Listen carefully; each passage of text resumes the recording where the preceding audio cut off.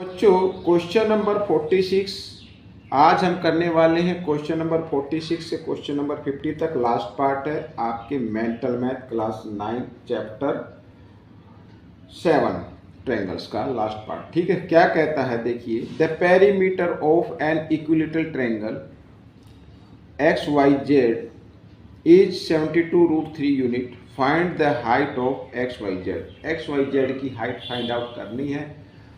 तो बच्चों इस क्वेश्चन के अंदर पेरीमीटर गिवन है, तो सबसे पहले हम साइड फाइंड आउट करेंगे। साइड से फिर हम क्या करेंगे, एरिया फाइंड आउट करेंगे, और उस एरिया से फिर हम हाइट फाइंड आउट करेंगे। ठीक है, आइए करना शुरू करते हैं।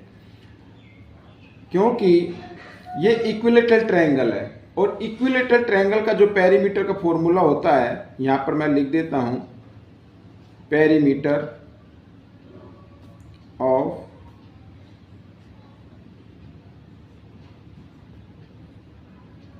इक्विलेटरल ट्रायंगल इज इक्वल क्या होगा 3x।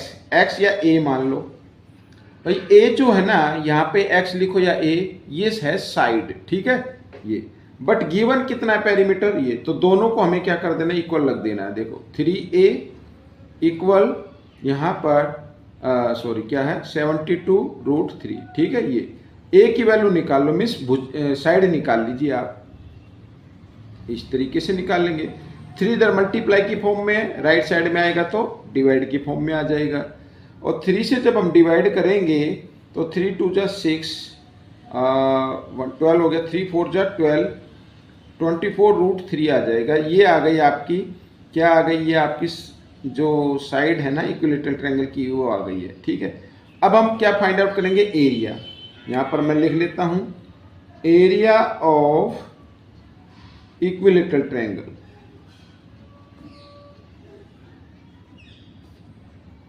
ठीक है, फॉर्मूला क्या होगा, √3/4a²। a का मतलब साइड से है। ठीक है, ये आइए करते हैं आगे। तो √3/4 और a क्या है 24√3 और इंटू, क्योंकि पावर 2 है ना तो इसको 2 टाइम्स लिखना है, 24√3 ऐसे।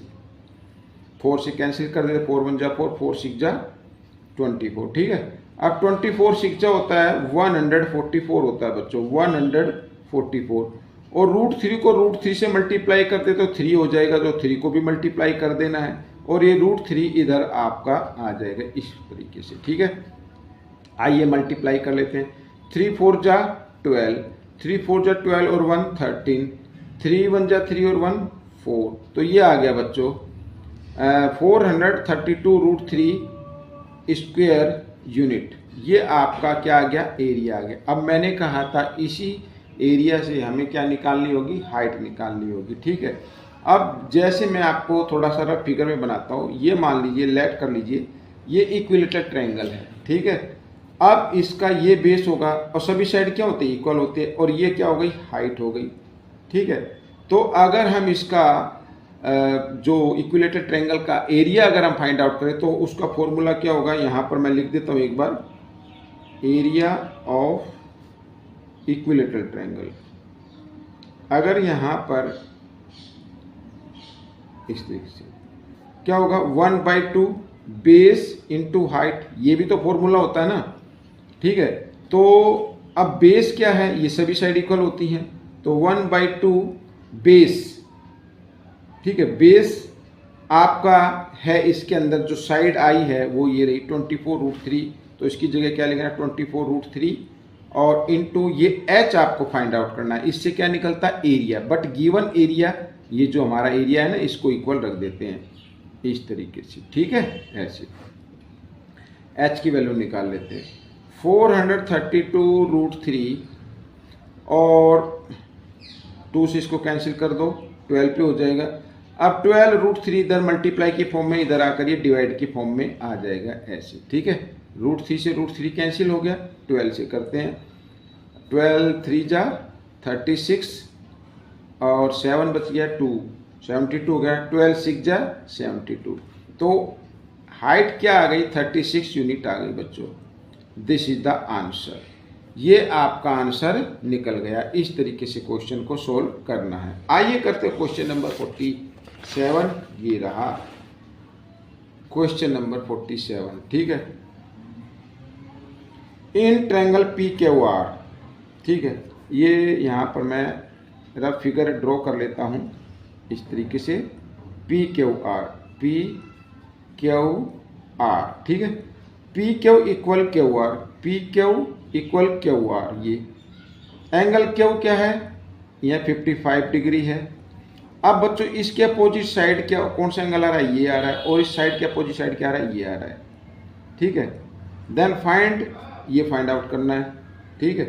तो यहाँ पर मैं लिख लेता हूँ, देखो करना शुरू करते हैं। In triangle P Q R, P Q R में पी क्यू इक्वल है क्यू आर, ठीक है, इक्वल है, तो इसके अपोजिट एंगल भी क्या होंगे, इक्वल होंगे, यानी एंगल पी इक्वल होगा एंगल आर के। और ये हम कर लेते हैं लेट, यहाँ पर let angle angle P equal angle R और इक्वल एक्स डिग्री, ठीक है। एक्स का, ये भी एक्स का ले लिया हमने और ये भी एक्स का ले लिया। Sum of 3 angles of triangle is equal to 180 degree, ठीक है। यानी अब देखो angle P plus angle R plus angle Q is equal to 180 degree, ठीक है। P की वैल्यू है x डिग्री, R की भी है x डिग्री, Q की है 55 डिग्री, ठीक है, और is equal to 180 degree. 1x और 1x हो गया 2x is equal to 180 degree. 55 इधर प्लस में, इधर आकर ये माइनस में आ जाएगा, और माइनस किया तो कितना आ गया, 125 डिग्री आ गया। x की वैल्यू 125, 2 इधर मल्टीप्लाई की फॉर्म में, राइट साइड में आएगा तो डिवाइड की फॉर्म में आ जाएगा। 2 से डिवाइड कर देते हैं, 2 6 जा 12, 2 2 जा 4, आगे आगे डेसिमल, और 2 5 जा 10, ये आ गई x की वैल्यू आ गई। मीन्स यहाँ पर जो एंगल P रहेगा, ये एंगल P लिख देता हूँ, ये 62.5 डिग्री रहेगा, और एंगल R भी क्या रहेगा आपका 62.5 डिग्री रहेगा, ठीक है। इस 62.5 को बच्चों आप लिख सकते हैं 62 1/2 भी लिख सकते हैं, ठीक है, इस तरीके से भी लिखा जा सकता है। 62.5 को आप इस फॉर्म में भी लिख सकते हैं, ठीक है। तो मैं इस फॉर्म में लिख रहा हूँ। आइए आगे कर लेते हैं। अब देखो जो वैल्यू में फाइंड आउट करनी थी वो करनी है एंगल P का डबल माइनस एंगल R, ठीक है। ये एंगल 2 P कितने डिग्री का आ गया, 60, यहाँ पर लिख रहा है तो मल्टीप्लाई कर दे 62.5, और माइनस यहाँ पर R की वैल्यू है 62.5, ठीक है। अब 62.5 को हम 2 से मल्टीप्लाई करेंगे तो 125 आ जाता है, और माइनस 62.5 माइनस कर देंगे तो फिर वही आ जाएगा 62.5, ठीक है। अब माइनस करने के लिए आपको 125, इसमें पॉइंट नहीं है तो पॉइंट लगा के 0 जरूर लगा लेना, ठीक है। इस तरीके से आपको करना है। जिस नंबर में पॉइंट नहीं होता, अगर उसमें से कोई पॉइंट वाला नंबर माइनस करे तो उसमें पॉइंट लगा के पीछे 0 लगा दीजिए, तो ये क्वेश्चन आपका सोल्व हो गया। दिस इज द आंसर, ठीक है। आइए करते हैं क्वेश्चन नंबर 48। ये रहा आपके सामने, क्या कहता है क्वेश्चन 48। देखो, if angle A equal D, यहाँ पर ये एंगल है इसकी, ठीक है, B इक्वल है C के, ये एंगल आ रहा है इस C के, ठीक है। Then fill the blanks PR।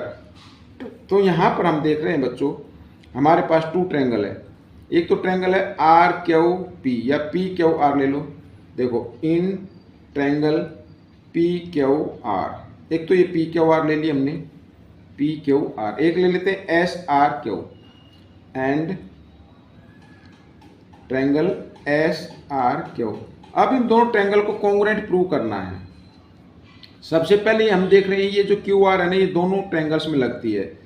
QR equal है QR कॉमन, ठीक है। अब यहाँ पर हमने ये ली है ट्रायंगल लिया, तो एंगल C और जो दूसरी ट्रायंगल है एंगल B, तो यानी कि एंगल C इक्वल होगा एंगल B के। ये तो भाई गिवन है, ये क्या है, गिवन है, ये रहा आपके सामने गिवन है, ठीक है। अब ये वाला एंगल यानी एंगल Q, अगर हम A और B को प्लस कर दे, A प्लस B, और इधर क्या कर दे C प्लस D। अब आप देखो ए किसके इक्वल आ रहा है डी के, और बी किसके इक्वल आ रहा है सी के, तो दोनों इक्वल इक्वल ऐड करें तो इक्वल ही वैल्यू आएगी, मीन्स एंगल क्यू इक्वल हो जाएगा एंगल आर के। ठीक है, समझ में आ गया, यहाँ पर ये प्रूव कर लिया है। तो इस कंडीशन से ये जो दोनों ट्रायंगल हैं पी क्यू आर ये कॉन्ग्रुएंट हो गए एस आर क्यू की। कंडीशन क्या लगी, angle side angle, angle side angle. ठीक है, इस कंडीशन से अब जब ये दोनों कॉन्ग्रुएंट हो गए तो इसके कोरस्पॉन्डिंग पार्ट भी क्या होते हैं, इक्वल होते हैं। तो पी आर इक्वल होगा क्यू एस के, यहाँ पर क्यू एस आ जाएगा। एंगल एस इक्वल होगा एंगल पी के, यहाँ पर एंगल पी आ जाएगा। ठीक है, और बाकी आपको इस क्वेश्चन तो आपका हो चुका है, इसको आप माइंड में भी कर सकते हैं। ये दोनों ट्रायंगल कॉन्ग्रुएंट है तो कॉन्ग्रुएंट ट्रायंगल के कोरस्पॉन्डिंग पार्ट क्या होते हैं, इक्वल होते हैं, तो आप माइंड में भी इसको कर सकते हैं। ठीक है, आइए करते हैं क्वेश्चन नंबर 49। ये रहा आपके सामने क्वेश्चन नंबर 49। क्या कहते हैं देखो, if R T equal R S, R T equal R S, यानी ये साइड इक्वल है इस साइड के। ठीक है, हाँ, फाइंड द वैल्यू ऑफ ए की वैल्यू फाइंड आउट करनी है। अब बच्चों देखो, in triangle R T S, ये ट्रायंगल है होगी आर टी एस ये वाली। ठीक है, इसमें आर टी इक्वल आ रही है टी एस की, तो इसके अपोजिट एंगल भी इक्वल होंगे। इस साइड के अपोजिट एंगल आ रहा है एस और इस साइड के अपोजिट आ रहा है ये, इसको नाम दे देते हैं 1, यानी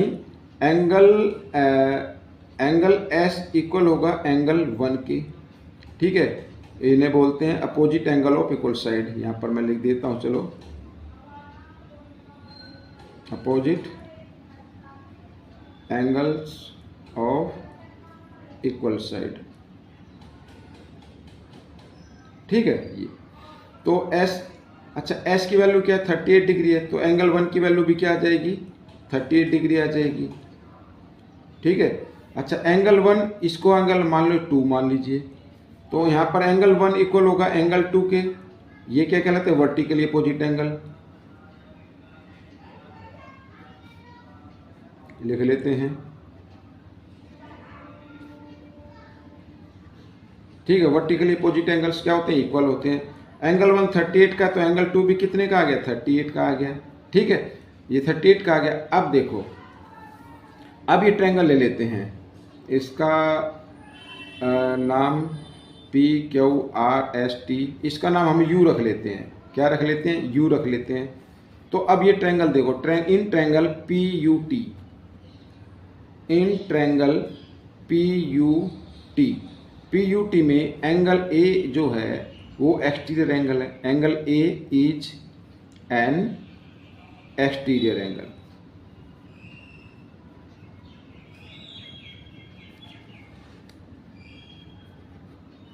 ठीक है, एक्सटीरियर एंगल है, और एक्सटीरियर एंगल इक्वल होता है to the sum of its interior opposite angle, यानी एंगल 2 प्लस यहाँ पर एंगल पी के इक्वल होगा।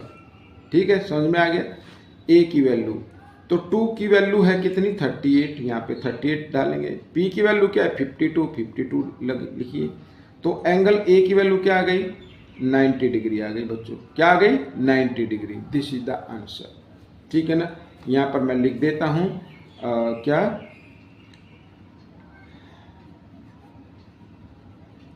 Exterior angle is equal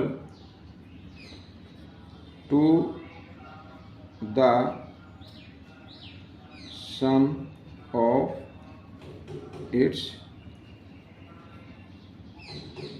interior opposite angle.